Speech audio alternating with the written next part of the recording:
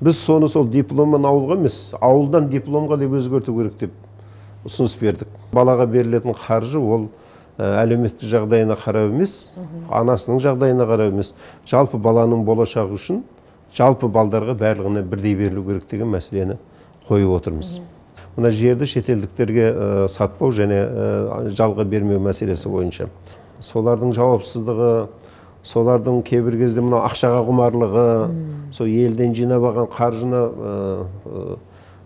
өздігінше басқа нәрсеге жұмсап, бірақ елге қажетті тірлікті жасамай жатқандығын.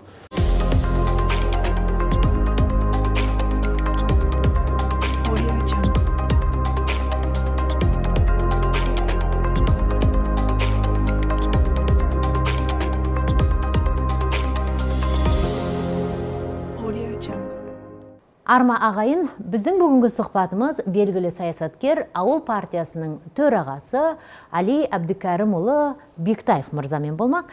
Аға, рахмет біріншіден сұхбатқа келіскеніңізге. Өзіңіз туып өскен ауылдан бастасақ әңгімені. Қазығұрт деген тау бар, оны өзіңіз жақсы білесіз.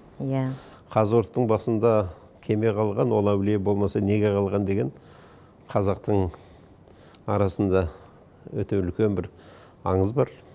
Сол Қазығұрттың мына оңтүстік беткейінде Жаңаталап деген елді мекенде дүниеге келдік. Ол кезде әкеміз жаңадан ғана студент атанған кез екен. Анамызбен үйленіп, үйде апаларымыз бар. Апаларымыздың қолына анамызды алып келіп қалдырып, енді үйленгеннен кейін сонан ары қарай Ташкентке оқуға кеткен. Бір жылдан кейін мен өмірге келдім. Содан бері сол әжемнің қолында тәрбиелендім. Әжеңіздің қолында? Иә. Таспике деген әжеміз болатын, кішкентай ғана кісі. Атамыз ерте қайтыс болып кетті де, бүткіл әулеттің ауыртпашылығында, бүткіл әулеттің қиындығында сол кісі өзінің иығымен көтеріп сөйтіп жүрген әжеміз болатын. Анамыз келіп қосылды. Әкеміз өзі жалғыз, әкелер ағаларының барлығы соғыста қайтыс болған. Соныменен сол жалғыз баласы аман болса екен, азамат болса екен деп сол бір баланың тілеумен өткен кісілер ғой. Үйдің бір ауыртпашылығын, жұмысын, бейнетін бәрін көріп, келін түскеннен кейін, одан кейін бірінші небере келгеннен кейін ерекше қуанып, соныменен сол өздерінің бұрынғы көрген қиындықтарын естен шығарыңқырап, бір сондай бір қуанышқа кенеліп жүрген уақыттар екен мен өмірге келген кезім. Біз өзі мына отбасылық құндылықтар туралы көп айтамыз ғой. Отбасының, әсіресе біздің қазақ отбасының баяғыдан бабалардан келе жатқан дәстүрі өте көп. Соны өкінішке орай соңғы кезде ұмытып бара жатырмыз. Ал сол кезде біздің сол апаларымыз оны ұмытпайтын. Кейін айтып отырады ғой, мен туылған кезде әкемнің бір көйлегін өзі жуып тазалап сақтап жүреді екен. Сөйтіп сол мен өмірге кешір етіп келген кезде, шыққан кезде сол әкемнің көйлегімен орап алған екен. Әкесіне бауырмал болсын, әкесіне мейірбан болсын деген бір ниетпенен. Содан ба оның барлығы жақсырым ғой. Содан ба мен шынында да әкем осыдан 8 жыл бұрын өмірден озды. Сол өмірден озғанға дейін әкемді қатты сыйлап өттім. Сыйлап келе жатырмын. Әлі дәрі бағын сыйлаймын. Ол кісі де бір ерекше. Енді әжеңіздің баласы болдыңыз. Әкеңізбен қарым-қатынасыңыз қандай болды? Ағамен інідей болдық біз. Себебі әкеміз өзі отбасында жалғыз болды да, мен ең үлкен баласы болғаннан кейін кемпірдің баласы болып кішкене еркелеу болып өстік. Бірақ енді мен еркелігімді әкеме көрсетіп, сен деп болмасам жаңағыдай бір қаттырақ әкемнің көңіліне келетін жағдайға барған емеспін. Сонда сіз әкеңіздің атын атадыңыз ба? Тәте дейтін біз. Біздің жақта тәте дейтін негізі, расында да. Ең несі, ең қызығы анамды жеңше дейтінмін. Жеңеше. Енді жаңағыдай ғой, енді жаңағы мынау бірінші неберем сенің ініңдей болады. Менің екінші ұлымдай болады деген бір қағидамен өсірді ғой жаңағы біздің әжелеріміз. Әкеміздің ерекше қасиеттері болатын. Ол кісі еш уақытта балаға дауыс көтермейтін. Енді ұрмақ түгілі балаға дауыс көтеріп, бір қатты ескерту айтпайтын. Ақыр отбасы құндылығы деп отырмыз ғой. Мысалы, сол кездегі отбасы құндылығы мен қазіргі таңдағы отбасылардың арасында алшақтық байқала ма? Әсіресе құндылыққа қатысты. Алшақтық өте көп. Біріншіден, біздің мынау жалпы халқымыздың менталитеті соңғы 30 жылда керемет өзгеріп кетті. Әсіресе мынау жастардың арасындағы ажырасу. Одан кейін мынау жұмысбастылық. Әсіресе мына аналардың жұмысбастылығы. Кейбір кезде жалғызбасты аналардың тек қана жұмыспен жүріп, балалардың қараусыз қалуы. Осылардың барлығы әрине отбасыдағы тәрбиеге де, отбасыдағы жалпы атмосфераға да, жаңа баланың болашағына да, баланың тәрбиесіне де, барлығына да әсер етпей қоймайды. Сондықтан соңғы бір 30 жылдың көлеміндегі өзгерістер біраз нәрселерді бұлай жолдан тайдырып жіберді деп айтуымызға болады. Бірақ әлі де кеш емес. Әлі де кеш емес. Біздің ата-бабаларымыздан келе жатқан дәстүр, әсіресе отбасылық дәстүр көптеген біздің семьяларда, отбасыларда сақталған.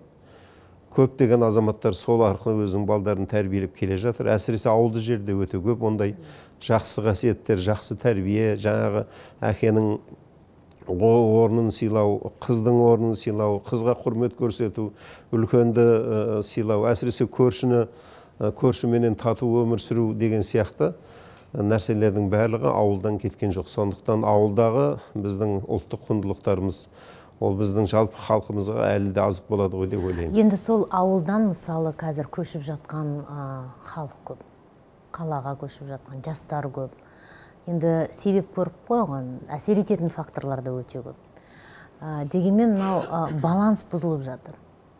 Қариялар ғана қалып қалған жоқ па сол ауылда? Ауылдарда жастар әлі де бар, бірақ кетіп атқандар өте көп. Оның бірнеше себебі бар, жаңа оны өзіңіз өте орынды айтып жатсыз. Біріншіден жұмыстың жоқтығы. Екіншіден, әрине ата-ана өзінің баласын бір жақсы білім алса, бір жақсы мәдениет көрсе, бір жоғарғы деңгейдегі оқу орындарында оқыса, жақсы жерде қызмет жасаса деп армандайды. Қай ата-ана мысалы үшін өзінің баласына жамандық тілейді. Сондай мақсатта сол балалары үшін, балаларымен бірге, жастармен бірге көшіп кетіп жатқан ата-аналар да көп. Сондықтан біз өзі осы ауыл партиясының атынан талай көтеріп жүрген мәселеміз сол ауылда. Ауылдың өзінде жағдай жасау керек. Ауылдың өзіндегі мектептердің жағдайын жақсарту керек. Медициналық мекемелердің жағдайын жақсарту керек. Ауылдағы білім берудің сапасы қаламенен бірдей болу керек. Оны жақында президентіміз өзінің жолдауында да айтып өтті. Астанамыздың жанында орналасқан, бір 50-60 километр жерде орналасқан ауылда мектептер жабылып жатса, онда басқа жерде не болып жатыр? Министріміз Мусин мырза, осы білім министрі Аймағамбетов мырза, басқа да министрлер, денсаулық сақтау министрі Цой мырза, осы кабинеттерінде отыра бермей, бір-екі күн кабинетін қалдырып, сол ауылдарға шығып көрсе дұрыс болар ма дегенде ой келеді. Ауылдағы инфрақұрылым, жол, су, болмасам газ, жылу мәселелерінің барлығы қалаға жақын болу керек. Сонда азаматтар көшпейтіндігі белгілі. Соған лайықты жұмыс болу керек одан кейін. Өкінішке орай, оның барлығы бірдей болып жатқан жоқ. Мемлекет тарапынан көп қаржы бөлініп жатыр. Жасыратын жоқ, көптеген жұмыстарда жасалынып жатыр, жол салынып жатыр, су салынып жатыр. Көптеген, мысалы үшін, мектептер жаңарып қалды. Әрбір ауылда жаңа мектеп салынып жатыр. Оның барлығы біздің мемлекетімізге айтылатын үлкен бір ризашылық шынында да. Бірақ әлі де жетіспейтін тұстары өте көп. Сондықтан ауылдың адамдарын қайтаға сол ауылда ұстап қалуға, ауылда тұруға ынталандыратын талай жасалатын жұмыстар әлі көп қой деп есептеймін. Сондықтан мемлекет бағдарлама да жасаған, ауыл ел бесігі деген. Мен сол бағдарлама туралы айтыңызшы. Сол ауыл ел бесігі деген бағдарламаның өзі нағыз сол ауылдық елді мекендерді көріктендіру, инфрақұрылымын жақсарту, ауыл аймақтарды дамыту үшін жасалынған нәрсе. Жақында ғана біз өзіміз парламенттің Сенатында үлкен парламенттік тыңдау өткіздік. О жерде де біздің мемлекеттік органдардың бір-бірімен жұмысының үйлесімдігі жоқтығын көріп отырмыз. Өз барлық мемлекеттік органдарға бөлінетін қаржы басы бір жерге бірігіп, сол ауылды көріктендіру керек қой. Сол ауылда бар жағдай жасалу керек. Өкінішке орай әр мемлекеттік органнан келіп жатқан қаражат өзінің каналыменен, өзінің жолыменен кетіп қалады, бірақ діттеген нәрсеге жетпейді. Ал одан зардап шегетін ауыл тұрғындары. Көп жағдайда солай болып отыр ғой, жұмыссыздық көбейеді, жастар кетіп жатыр. Ауыл тұрғындары өзінің діттеген мақсатына жете алмай қалып жатады. Уақытлы деңіз тағы. Сондықтан сол кішкене мемлекеттік органдардың жұмысының үйлесімділігі, одан кейін мемлекеттік қаражаттың тиімділігі, сол мақсатқа жетуіне көбірек көңіл бөліну керек қой деп өз басым ойлаймын. Нақты қандай да бір мемлекеттік органға көңіліңіз толмай ма? Сондай ма, әлде жалпы айтып отырсыз ба қазір? Жоқ, мысалы үшін осы бағдарламаны басқарып жұмыс жасап жатқан Қазақстан Республикасының ұлттық экономика министрлігі. Сол министрлікке жүктелген, сол министрлік осының бәрін үйлестіру керек. Дәл қазіргі таңдайда министрліктің жұмысы дәл жаңағы біздің айтқан деңгейде болып жатқан жоқ деп ашық айтуға болады. Енді осы жерде әңгімемізді ауыл партиясымен байланыстырсақ, себебі сіздер де бағдарлама ұсынып отырсыздар.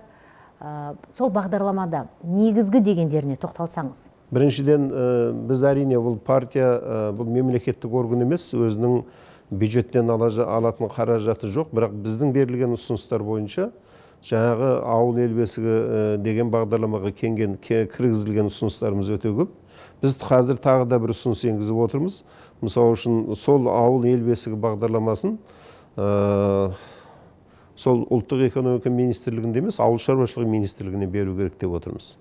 Себебі ауыл шаруашылығы министрлігі сол ауылды да, ауыл шаруашылығын да, аграрлық секторды да басқаратын сол бір министрлік. Сол министрлік арқылы жұмыс орындарын ашатын қаражат та сол жаққа қаралған. Сондықтан соның бәрін бір жерге топтастыратын болса, ауылда шынында да бір қимыл, бір жақсы өзгерістер болуы мүмкін. Ол біріншіден, екіншіден біз айтып отырмыз, қазір жаңа жасалынған ауыл ел бесігі бағдарламасы ол жалпы мынау аумақтарды дамыту бағдарламасының бір бөлімі ғана болып қалған. Негізінде бұл ауыл ел бесігі бағдарламасы ұлттық жоба болу керек. Ұлттық жоба ретінде қайта жасалыну керек. Сөйтіп бағанағы мен айтқан барлық органдарда қаралған қаражаттардың барлығы бір жерге жинақталу керек, үйлестірілу керек. Сөйтіп бір мақсатқа жұмыс жасау керек. Мені осындай ұсыныстарымызды тағы да беріп отырмыз. Қаншалықты қолдау табуда? Ұсынысты жақында ғана бердік. Мен ойлаймын, үкімет қарайтын болу керек. Жалпы алған кезде бұл ұсыныстарды біздің депутаттарымыз да, парламент сенатының депутаттары да қолдап отыр толық. Одан кейін осыны естіген азаматтардың барлығының тарапынан қолдау бар.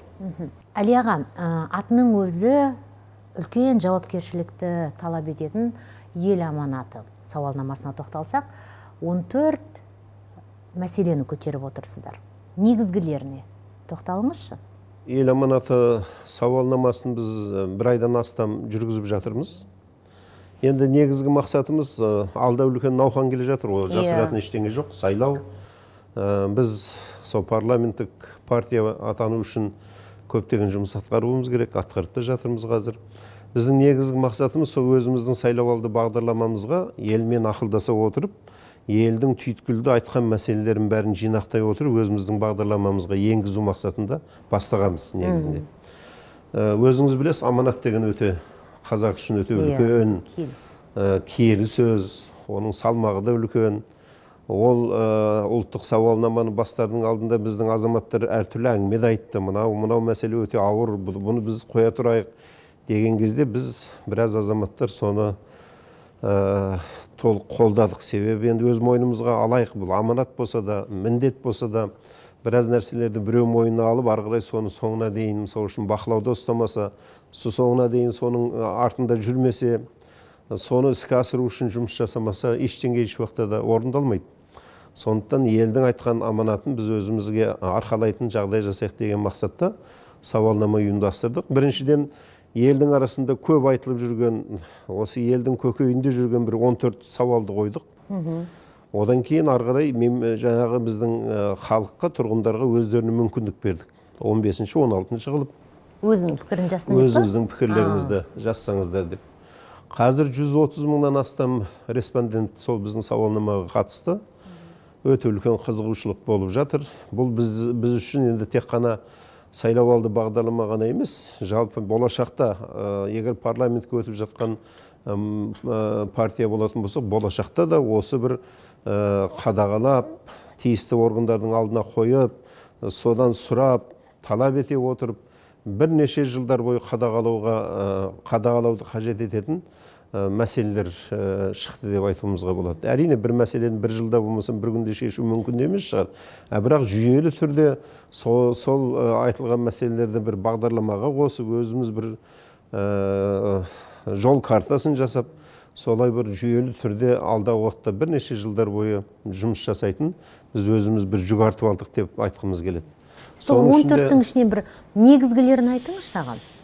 Ең негізгі мәселе осы, оны біз өзіміз көтеріп берген 14 сауалдың ішінде бар, ол мынау балаларға берілетін жәрдемақы туралы. Оны дәл соны бүткіл сауалнамаға қатысқандар толық қолдап жатыр деп айтуымызға болады. Қазір өздеріңіз білесіздер, мысалы үшін балаларға берілетін жәрдемақы тұрмысы төмен отбасыларға, болмасам жаңағыдай мүгедек балдарға, денсаулығына байланысты, тағы да басқа түрлі жағдайларға байланысты беріледі. Біз айтып отырмыз, ол балаға көмек, ақшаны көмек ретінде бермеу керек. Баланы болашағын қамтамасыз ету үшін қаржы беру керек.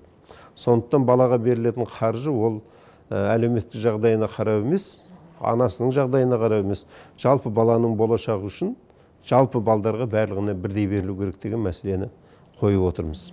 Себебі өзі бұл мәселеде де қазір 14 заңмен реттеледі осы нәрсе. Одан кейін 20-дан астам тек қана балаларға берілетін жәрдемақылардың түрлері, көмектің түрлері көп. Олардың ішінде майдасы бар, үлкені бар, кішісі бар. Көп жағдайда көп балалы отбасылар, болмасам тұрмысы төмен отбасылар сол балалардың жәрдемақысын алудың жолдарын біле де бермейді. Сондықтан біреу алады, біреу алмайды. Жергілікті жерде әкімшіліктер соны пайдаланып, өзінің бюджеттің қаржысын үнемдеу мақсатында алмаған адамдарға сені алуың керек деп айтпайды да кейбір кезде. Сондықтан бұны ала алмай қалып жатқан азаматтар өте көп. Сондықтан мені бала туылды ма, бала бар ма, 18 жасқа дейін мемлекеттің тарапынан жәрдемақы барлығына бірдей төлену керек деген мәселені көтеріп отырмыз. Ол сіздердің айтып отырғандарыңыз дәл осы тақырыпқа байланысты. Қандай да бір белгілі бір соманы көрсетіп отырсыздар ма, әлде сіздер жалпы бүкіл жәрдемақыны дұрыс жеткізілуін қадағалауды ойлап отырсыздар? Жоқ, ол белгілі бір көлемдегі сома болу керек деп есептейміз. Иә, қанша? Енді оны қанша екен мамандар есептеу керек. Біріншіден, екіншіден біз мына бала капиталы деген бір ұғымды заңға енгізу керек қой деп отырмыз. Мысал үшін балаға берілген жаңағы жәрдемақы, сол тек қана балаға жұмсалатын болу керек. Кейбір кезде мысал үшін балаға берілетін жәрдемақыны білесіздер ғой, отбасыда тойға жұмсап жібереді, құдалыққа жұмсап жібереді, болмасын басқа нәрсеге жұмсап жіберетін жағдайлар. Сондықтан мына бала капиталы деген ұғымменен берілетін қаржы ол арнайы есепке түсетін болу керек. Арнайы есепшотта арнайы карточкамен болу керек, және сол карточкамен алған кезде тек қана баланың қажетіне, тамағына, оқулығына, киім кешегіне сондайға жұмсалатын етіп берілетін болса, ол шынында да балаға жұмыс жасайтын болады. Нақты үшеу бесеуі? Екінші мәселе мына жер мәселесі. Жер мәселесіне қатысты енді халық оны толық қолдап, бізге дейін де қолдап келе жатқан, тағы да қолдау білдіріп отыр. Мына жерді шетелдіктерге сатпау және жалға бермеу мәселесі бойынша. Біз ол сауалды да қойдық, бүткіл халық, бүткіл қазақстандықтар сол тұжырымдаманы толығымен қолдап отыр. Яғни, бұдан былайғы уақытта ол мәселе бойынша шешім қабылдар кезде осы халықтың пікірін ескеру керек қой деп. Қаншалықты заңды күші болады бұл сауалнаманың? Заңды күші жоқ, бұл тек қана сіздердің ұсыныстарыңыз сияқты болады ғой, анықтау үшін. Заңды құжат емес, ол сауалнама, біз елдің, халықтың пікірін осы арқылы біліп жатырмыз. Одан кейін бұл электронды түрде де жүріп жатыр, одан кейін қағаз жүзінде де жүргізіліп жатыр. Соның барлығы жинақталып, ертең барлығы топталып, одан кейін анализ жасалып болғаннан кейін тиісті органдарға біз жеткіземіз. Біріншіден, екіншіден, одан кейін өзіміздің бағдарламаларымызға қосатын жерлерін қосамыз деп сөйтіп отырмыз. Сондай мәселелердің ішінде, мысалы үшін, жаңағы айтып жатқан қалаға көшу мәселесі.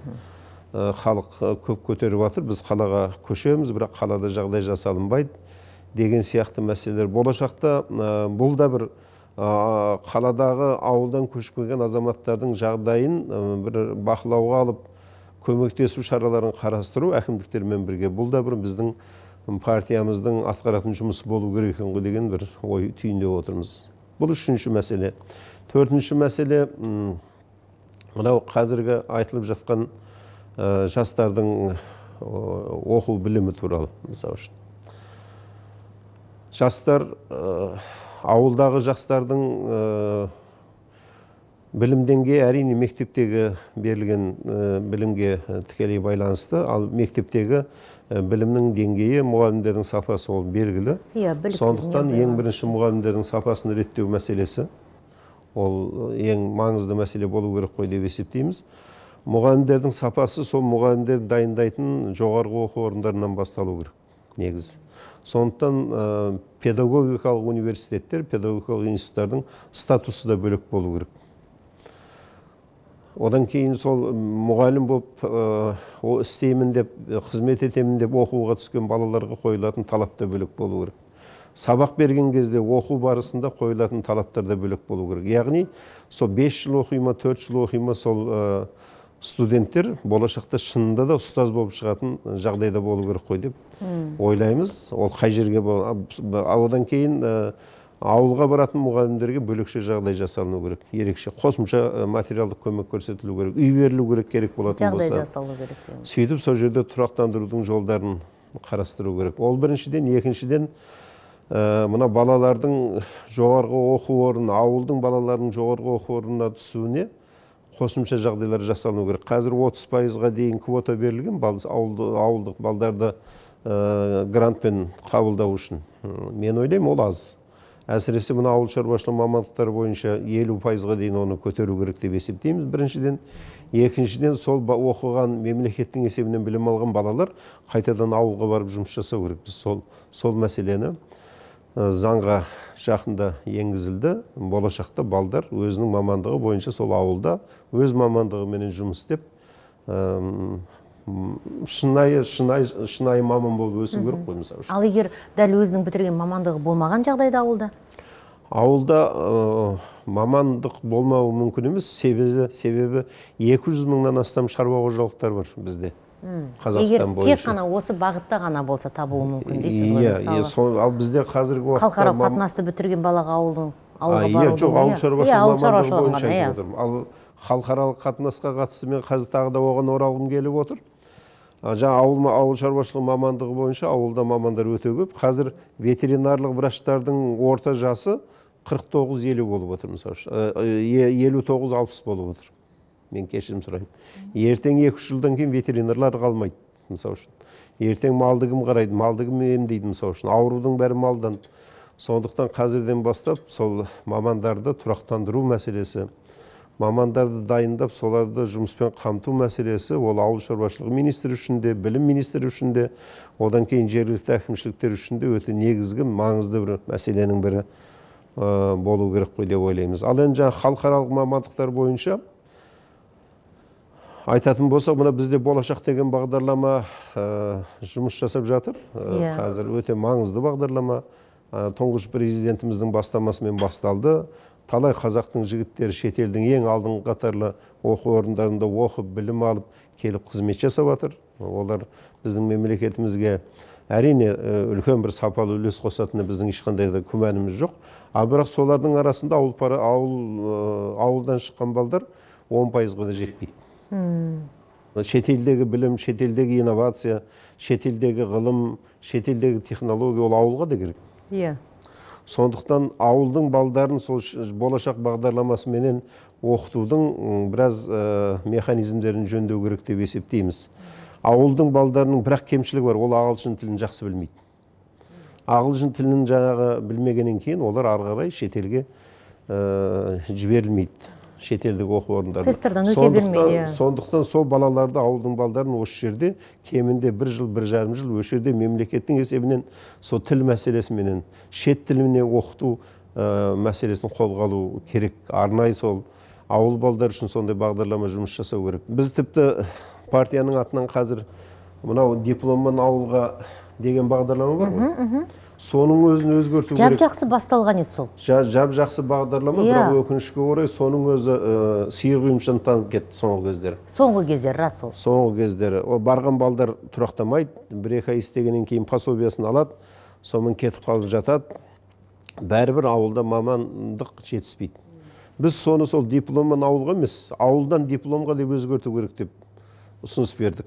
Ауылдың балдарын сол беріп атқан ана балдарға жаңағы үйге болмасам жағында көшіп қонуына беріліп атқан қаржыны сол балдардың оқуына беріп оқытып, сол балдар қайтып келіп ауылда жұмыс жасаса әлдеқайда пайда көп болар еді. Оларға үй керек жоқ, олар өзінің үйіне келеді, олар өзінің ауылына келеді. Жалпы осы бағдарламаларда да біраз кішкене өзгеріс жасайтын жерлері бар. Сондықтан біз өз ұсыныстарымызды сол бердік. Телевизия саласында дипломмен ауылға деп, ауылда жұмыс істеп келгендер бар. Барлығы аз уақыт жұмыс істеп, қайта қалаға оралды. Себебі қызық емес, ауылда көңіл көтеретін, баяғыда мәдениет үйі болатын, клуб болатын, олар жұмыс жасамайды көп жерде. Сондай кішкене көңілдері түсіп қайтты. Жаңағы менің айтып жатқаным ауыл ел бесігі деген бағдарламада соның барлығы қаралған негізінде. Ол тек қана бір ауыл шаруашылығына қатысты нәрсе емес, ауылдың жолын жөндеуден бөлек ауылдың мәдениет үйін реттестіру, ауылдың спорт нысандарын реттестіру. Дом бұйта болатын баяғыда біздің ауылда. Тағы да сол сияқты халыққа қажетті әлеуметтік нысандарды реттестіру және соның жұмысын қалыптастыру туралы мәселелер бар. Егер сол ауыл ел бесігі деген бағдарламаны дұрыстап қолға алса, бағанағы мен айтқандай ұлттық жоба ретінде, онда дәл жаңағы әңгімеңіздің өз ішінде да көбісі орындалатын болар еді. Әрине, бірақ қазір ғаламтор заманы, сондықтан ауылдағы жастардың өзі де қазір мына ғаламторда отырады. Бірақ өкінішке орай ғаламтордың өзі ауылда дұрыс істемейді. Ол да бар. Біздің мемлекеттік органдардың есебі бойынша, осы мына цифрлық даму министрлігінің есебі бойынша 93,5% ауыл интернетпен қамтылған деген несі бар, ақпараты бар. 7,5 миллионнан астам халық, ауылдың халқы интернетпен қамтылған, жұмыс істеп жатыр деген ақпарат беріп қойған. Өкінішке орай, біз жақында ғана, осыдан 3-4 күн бұрын ғана біз өзіміздің кішкене группаларымыз бар, волонтерларымыз бар, сол елді мекендерге барып, сол аралап, өз көзімізбен көріп, түсіріп, сөйтіп жүреді, сөйтіп соны ақпаратқа беріп жатамыз, әлеуметтік желілерге беріп жатамыз. Сол біздің барған топтың берген мәліметі бойынша, осы Астанаға жақын жердегі 50-60 шақырым жердегі ауылдардың өзінде интернет жоқ, мысал үшін. Оразақ деген ауыл, мына жерде 60 километр жерде, жартысында интернет бар, жартысында интернет жоқ.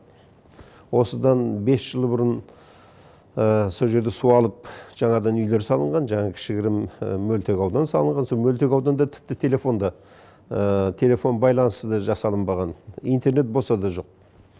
Екпінді деген ауыл бар, ар жағында Қорғалжың деген енді керемет аудан ғой, өзіңіз білесіз, таулы аймақ. Табиғаты қандай күшті. Табиғаты қандай керемет. Сол жердегі ауылда екпінді, бүгін кішірек ауыл болса да, сол жердегі ауылда, мысалы үшін интернет те жоқ, телефон да жоқ, мектеп те жабылып қалған.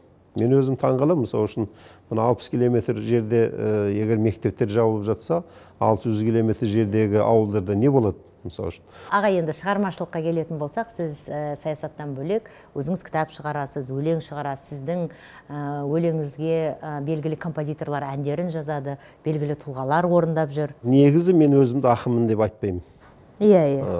Ләйлады, сондықтан бұл өлең жазу сондай бір өзімнің жақындарыма, балаларыма, әке-шешеме арналып жазылып жүргеннен кейін бір күні Фариза Оңғарсынова апамыз көріп қалып, сондай бір қолжазбаларын бір-екеуін. Сөйтіп бір ұрысқаны бар, сен не қарап жүрсің сен? Неге мынаны кітапты шығармайсың деп. Мен айтам, мен ақын емеспін.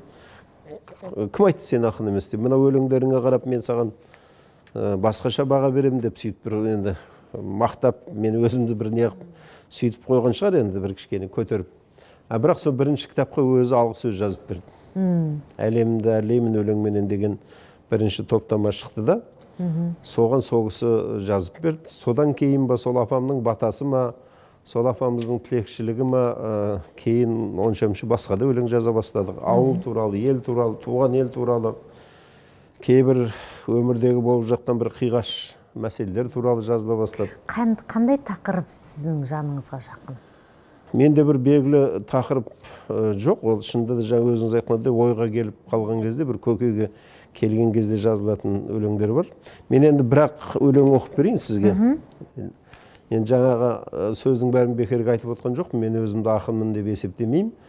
Бірақ өзім үшін жазып жүргеннен кейін мен мынандай ең бірінші жазылған өлең, сол осы кітап шығарардың алдында әлемімді әрлеймін өлеңменен деген өлең тұғын.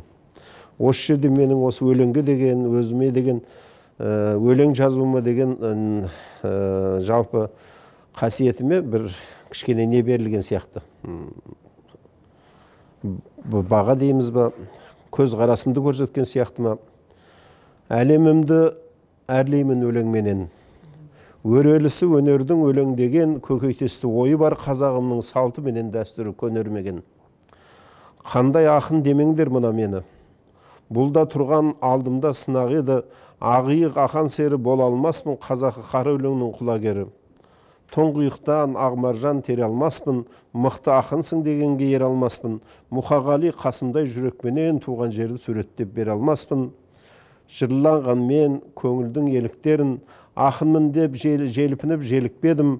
Қадыр аға шыңына шықпасам да, өрге қарап жақсыға еліктедім.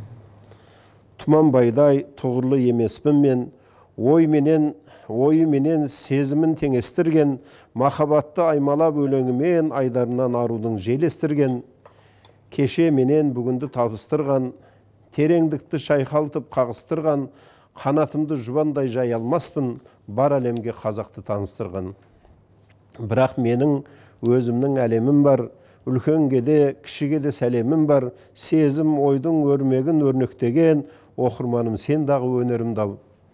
Ақынды ақын етпейме күдіктеген, күдікке үміт қосып жүріп келем, ақын болу шарт емес деген менен, ой салсам деп ойлыға үміттенем. Осы өлеңменен мен өз жалпы барлық жазылған өлеңдеріме деген кішкене ойымды жеткіздім ғой деп ойлаймын. Кәсіби қызметте жүргенде осы бір кезеңім өте қиын өтті. Бұл тығырықтан былай шықтық деп айтатын жылдар қай кез? Қиын кезең осы 2000-2000 жылдары, 2000-2002 жылдары болды. Осы елді мекендерде свет өшіп қалып, газ болмай. Ол кезде Шымкенттес. Ол кезде Қазығұрт ауданында әкіммін. Мына Шымкенттен кейбір кезде жиналыстан қайтып баратқан кезде кешке. Әкім кім облыстың? Әкімі ол кезде бірінші Сапарбаев болды да, одан кейін Жылқышиев болды. Бірақ Бердібек Машбекұлы өте іскер адам ғой енді. Ол кісі сол бар күшін сол электр энергияны халыққа жеткізіп, толыққанды қамтамасыз етуменен айналысты енді шыны керек. Сол кісінің арқасында сол мәселе сол бір жарым жылдың көлемінде шешілді. Бірақ сол бір жарым жылдың көлеміндегі нәрсе көз алдында әлі күнге дейін тұрады. Жолда кетіп бара жатасың, елді мекендер 20-шы ғасыр, 21-ші ғасыр елді мекендер тас қараңғы, әсіресе Қазығұрт ауданы шекараға жақын, шекараның ар жағында Өзбекстанда жарқырап тұрады. Бізде свет жоқ, сондай кезде де жүрегің қанжылайды, шыны керек. Мына ел не істеп отыр, немен отыр деген сияқты. Сол кездегі жаңа ғана электр энергиясымен айналысатын кәсіпкерлер, солардың жауапсыздығы, солардың кейбір кезде мына ақшаға құмарлығы, сол елден жинап алған қаржыны өздігінше басқа нәрсеге жұмсап, бірақ елге қажетті тірліктің жасамай жатқандығын, трансформаторлар күйіп кетіп жатады, мынау жаңағы электр желілері күйіп кетіп жатады, соларға ақша таппай қиналып жатқан уақыттар түнімен жүретіміз кейбір кезде, мысалы үшін соны қаржы тауып бер, бюджетте де ол кезде қаржы жоқ, ол қаржы болғанда да оны жұмсау заңсыз болып кетеді. Сол заңсыздыққа барып кейбір кезде сондай бір мәселелерді шешумен айналысқан кезде қатты қиналатынбыз. Қатты қиналғандан қолыңнан шарасыздық, ана жаңағы азаматтарға ешқандай шара көре алмай, кейбір кезде ал енді сот процесс арқылы ол енді айлап жүре беруге болады. Халыққа сол күні свет керек. Сондай мәселелер өмірден өтті. Алда өте үлкен науқан келе жатыр. Соңғы сұрақ осы сайлау науқанына байланысты пікіріңіз. Ойыңыз, жорамалыңыз? Бұл науқан кішкене өзгешелеу болады ма деген ойым бар. Себебі президент Қасым-Жомарт Кемелұлы Тоқаев бәрімізді қабылдаған уақытта ол мәселені нығайтты. Болашақта болатын сайлауда мүмкіндігі барынша әділдік, ашықтықты қамтамасыз етуге тырысамыз деген әңгіме болды. Ол біріншіден, екіншіден қазір енді өмірдің, заманның, одан кейін жалпы мына геосаясаттың өзінің талабы күшейіп келе жатыр. Бұрынғыдай қалай болса солай сайлау өткізіп, қалай болса солай сайлап, әйтеуір парламентті сайладық деп қоя салатын уақыт емес. Ондай заман кеткен. Сондықтан да қазір байқап отырсаңыздар, өзі мынау сайлаудың насихат науқаны басталмай жатып, қазір ненің партиялардың арасында нелер жарыс, тіпті сондай бір ішкі күрес, кішігірім жанама әңгімелер, сондайлар бір басталып кетті. Партия енді 6 партия қатысады ғой, енді менің ойымша, соның ішінде қаншасы кіреді, қаншасы кірмейтінін сайлаушылар шешер. Бірақ біз өз тарапымыздан тиісті бақылаушыларымызды дайындап, сайлау комиссиясында өзіміздің мүшелерімізді дайындап, сенімді өкілдерімізді дайындап, кандидаттарымызды іріктеп, қайта жан-жақтан қарап, атқаратын жұмыстарымызды тағы да пысықтап, кішкене әйтеуір бір осы жолы парламентке өтсек пе деген ниетпенен жұмыс жасап жатырмыз. Аға, енді соңғы сұрақ, жалпы саясатқа келгісі келетін, айналысқысы келетін жастарға ағалық ақыл кеңесіңіз? Саясатқа келу үшін бірінші өмірді көру керек. Өмірді көру керек, одан кейін өндірістен өту керек. Жай ғана келе салып, оқу бітіре салып, мен саясатпен айналсам дегендерден қорқу керек негіз. Егер өмірдің принципін, өмір сүру принципін білмей жатып саясатқа келсең, ертең сол саясаттың ішінде сол саясаттың несіне, батпағына батып кетуде түгеміз. Одан шығу кейін қиын болады. Сондықтан саясатпен әрине айналысамыз, сол арқылы пайда табамыз деп жүргендер де көп. Қазір саясат арқылы байып та кетуге болады. Себебі мына түрлі әлеуметтік желілер қазіргі уақытта, әлеуметтік желілер арқылы түрлі саяси ойындар өткізетін арнайы компаниялар мен топтар да көп. Ол енді заманның талабы, бірақ жалпы енді саясатпен мен айналыссам деген адамдардың жеке өзіне сол кісілерге лайықты әңгіме айтатын болсам, саясатпен айналысқың келе ма? Бірінші өмірді көріп ал, өндірісті көріп ал. Бүгін енді біраз біз білмейтін мәліметтермен бөлсеңіз, аға, көп рахмет. Еңбегіңіздің жемісін көре беріңіз. Құрметті көрермен, сұхбатымызды осымен аяқтаймыз. Сау болыңыздар.